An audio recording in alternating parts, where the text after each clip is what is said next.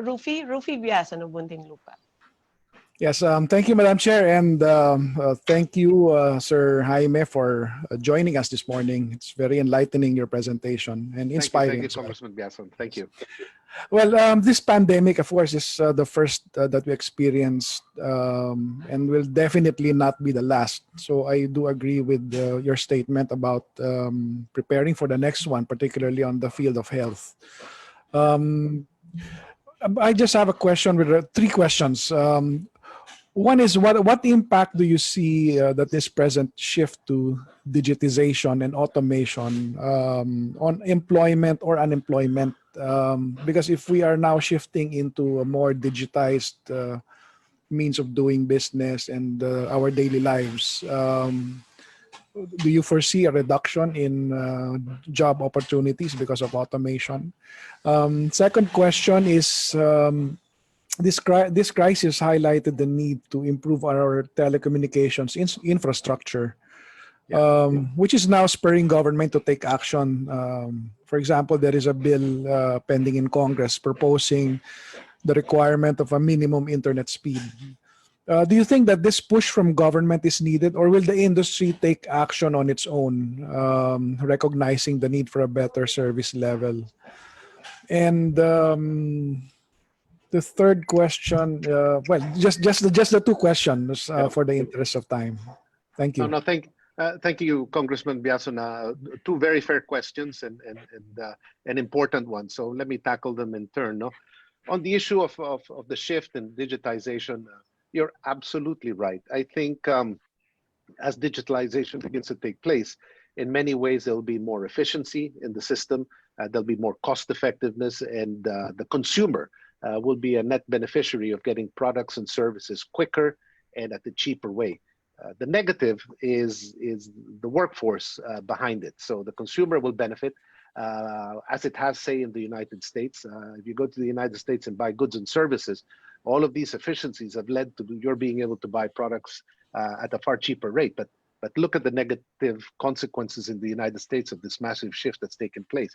There's been massive unemployment and social upheaval that's led to leadership changes in the United States, and leadership in particular that's attuned to that unemployment. Yes, it's a serious concern. So how to move a country through a progressive path, emphasizing investments in areas that will make us more efficient so that the consumer can get products and services more quickly at a cheaper rate. And you have to move to technology and the efficiencies of a digitalized world for that. What does one do with the workforce? And I think that's where all of us, both in the legislature and the executive side of government and in the business sector, have to really work hard at helping individuals retool themselves for this changing world. We don't have all the answers in Ayala. What we've done is really allowed people, once upon a time when we were all young, you got educated, you got a degree, you either got, a high school, a graduate or postgraduate, and then you thought that was it. Nowadays, the rapid movements are taking place where you have to keep retooling yourself and changing. I spend 2 hours every morning trying to catch up with reading, understanding what's happening, and particularly in areas where I'm weaker. I'm a liberal arts graduate. I'm weaker in the sciences, so I spend a lot of time reading about the sciences and changes there to keep myself updated. And the education process now has to move to a whole different pace. So the first thing we have to do for our people is give them access to that. And luckily for all of us, there's so much available, right?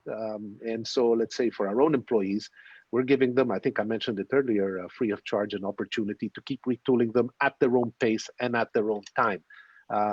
We've tied up with Degreed and Coursera, two US-based institutions that supply all types of learning. And people, we don't dictate what they need to learn. They can choose whatever they want, and we give them an amount that they can use free of charge to keep that relearning going. The same thing goes for our educational system. We have to take a long, hard look, and we've been doing that in an organization called PBED, Philippine Business for Education, led by Ramon Del Rosario. We're constantly dialoguing with government to say, we can't stay in the old curriculums anymore. We have to look at what the needs and the thinking process of young people in this new economy will be like. If we stay too rigid in the way we do things and in the way we train people, then we will suffer as the economy begins to shift. I don't believe you can stop the shift of economies and how capital gets deployed. It's just the way of the world. The capitalist system has many pluses and minuses. The pluses are its ability to reinvent itself is phenomenal, but with that comes a lot of disruption and a lot of displacement. We have to keep in touch with that in our educational system and make sure people have the tools to reinvent themselves. We're very lucky as a country on the positive side. We have a creative mindset in general. We are broad in our thinking. We're sensitive to others. There's a lot of empathy that we have, and there's a broad creative space in general that we have as a people. Those are the very skills necessary in a changing economy. So as we digitize, as we shift, yes, agree that there will need to be heavy investment in developing new skill sets in our people. Now, whether the private sector does that, the educational system, or the government initiates it, I think there's a role for all of us to play in that. But if we don't do it, you will have rigidity in the system. You'll have people who can't adjust to new jobs, and people will suffer. By the way, I'm a great believer as well in strengthening the trade skills at the high school level. I don't want to go into that in great detail, but I think we have to give more respect to building up skills at the high school level. I don't think you need to go to college to be successful in life, and some people just can't afford it. I think we have to create much more residency for high school graduates and enable them to have skill sets, technical skill sets that can be used in a world that's becoming increasingly technical right up the front. The country needs engineering skills, mechanical skills, all kinds of skills, and you can give those with a tested type structure that is far more formal and far more rigorous, and with an accreditation system that's given respect. And with that, like the German system, you can get people coming out of high school and having skill sets that can be used. I can go on and on about this. Bottom line, I think we do need to shift. I think you can't change the way digitization and technology will shift the way business gets done and jobs get produced. I think all of us, the legislature and the executive side of government and the private sector, have a responsibility either to keep, I guess, the education of our employees in touch with those shifts. Moving on to the issue of internet speed, I think it's a very important question. For whatever it's worth, companies like Globe, and I'm sure the other players in this field are spending very large sums on a regular basis. We have 7,000 islands, and it's a complex place to string up. I think the private sector groups are doing, what they can. Globe alone is spending just 60 billion pesos this year, and it hasn't stopped. I mean, every year, those are the kind of amounts that are being deployed. But the needs, of course, are also great, and we need to get speed and accessibility and quality. All those things have to take place. Perhaps there are areas, and I think the government's also trying to create a competitive atmosphere. The entry of a third player is part and parcel of the government forcing people to be far more rigorous in addressing the needs of the country. And to a certain extent, I think the existing players are doing what they can. Maybe there needs to be a more commonality of work together with the government. There are certain backbone infrastructures and the like that we can jointly lay out to make sure capital is shared. Putting a guaranteed internet speed might be not the right way to go. Some people are willing to pay less to be able to save and have a lower internet speed. Others are willing to pay a lot for a fiber optic broadband line and pay a lot for it. The reason we have BPO, one of the most successful BPO industries in the world in the Philippines, is because I like to think the telecom infrastructure for the kind of needs of something as complex as the BPO industry are there. People can get access to it. And obviously the price of speeds like that are higher.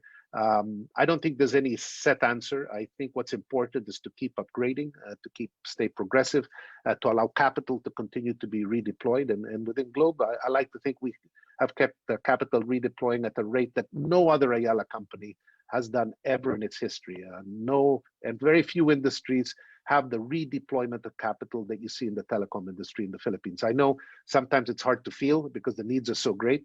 But we're talking, 800 to $1 billion on a yearly basis from the two main telco players. We now have a third coming in, and they're bringing new capital to it. And I think the government has also invested in some fiber optic cables throughout the country. I think we'll get there. I think things aren't always perfect, and I know the needs are great, and particularly in the rural areas, it's even harder. But I do like to think that there's a willingness to help. There's a commitment to make the service improve. And I like to think we've had some wins. I think if I can predict that we will be introducing 5G in our country probably ahead of many other countries. So the commitment is there, and I think things will get better over time. But that doesn't mean to say, sir, that we don't continue to improve. The country needs it now. We're moving to a digitalized economy, and all of us have to do whatever we can to give the consumer and people access. I took some comfort in seeing some of our fellow congressmen talking from their cars and having video conference in the cars. It made me happy secretly, because I was thinking, my goodness, they're able to enter the chairwoman's economics dialogue from their cars. I think two individuals, Congresswoman Stella Kim on the way in, and then on the way out, I think it was Congressman Torpeta. And every time I was saying, I said, I hope the line doesn't get cut, but they seem to be communicating all right. So I like to think things have gotten better over time. Things have gotten cheaper, but of course, there's a long way to go, and we have to keep plugging away at it. Thank you, sir. Madam Chair, I just remembered my third question. Can I just give it quickly? Yeah. As we're saying that this won't be the last pandemic, there will be another one in the future, and the mitigation measures we're doing now on the physical, the infrastructure, the way we have adjusted, for example, the stores, the offices. Do you see there should be a shift in the paradigm with regard to architecture, design, and even urban planning to make us more resilient to a similar crisis in the future? Absolutely. How fascinating that you bring up all these topics. These are unusual topics and creative ones, and I do think so. For example, before this pandemic, and I don't want to expand on it too much, the whole concept of the city center as a catalyst for creativity was there. I had long discussions with our planning people in Ayala Land, and for a while I was nervous about the concentration of density, and they argued, and I think intelligently and convincingly to me, that the density, if handled correctly in a livable way, creates a lot of catalyst for creativity. And then that's why you get creative hubs in some of the denser communities around the world, and then the Philippines being no exception, because we also have some of the most creative minds in the world in our country. But this new health crisis has just brought a whole new factor that we never considered, which is, how do you keep people in a dense environment that results in creativity and then the kind of combustion that leads to growth in private sector activity, from the food to the work to the living to the sharing. But now you have a health problem.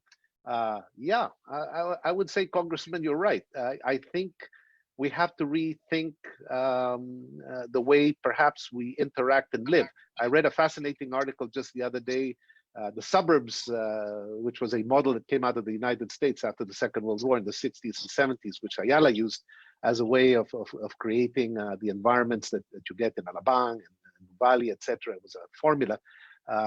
Began to lose fashion as people began to go back to the center of the city and invest in the center of the city as part of their life.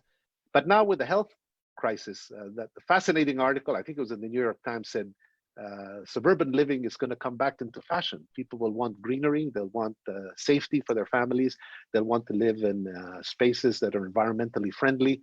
And of course, communication and technology is, as the chairwoman has shown this morning, allowing us to interact in a whole different way. So I think we have to rethink about how city centers will behave, and whether a suburban type planning structure will become more relevant. We haven't made up our minds about this, but we will adjust to whatever is necessary. But now with communications the way they are, maybe that makes sense. It'll also lessen some of the transportation issues that we face. So I think you're correct. That's one issue. The second one is how we consume energy. My wife in particular is very excited. She's putting solar panels on our roof, and our government and structure has allowed excess energy coming from any solar power that we use in our houses to be resold back to the grid. I think our energy laws have allowed that, and I think it's wonderful. How do we use energy? How do we use it in new ways? What technology will allow us to be more efficient, more effective, and use new technologies in significant new ways? Out in the suburbs, there will be more sunlight as you move to lower densities, and you'll be able to access issues like that in a better way as costs come down. I'm just touching two topics. There are so many more. Yes, I think this health crisis is going to make us reconsider the way we live, where we live. I think it's not going to happen tomorrow, but it'll certainly start happening in the years to come. I think young people are going to be more sensitive to this, and it will change our mindset. So I think you're right, Congressman. Thank you so much, sir. And thank you. It's been really a pleasure. Thank you. No, thank you. Thanks so much too. Thank you. Now we have, I'm just housekeeping lang mga honorables. We have I'll keep my reply short.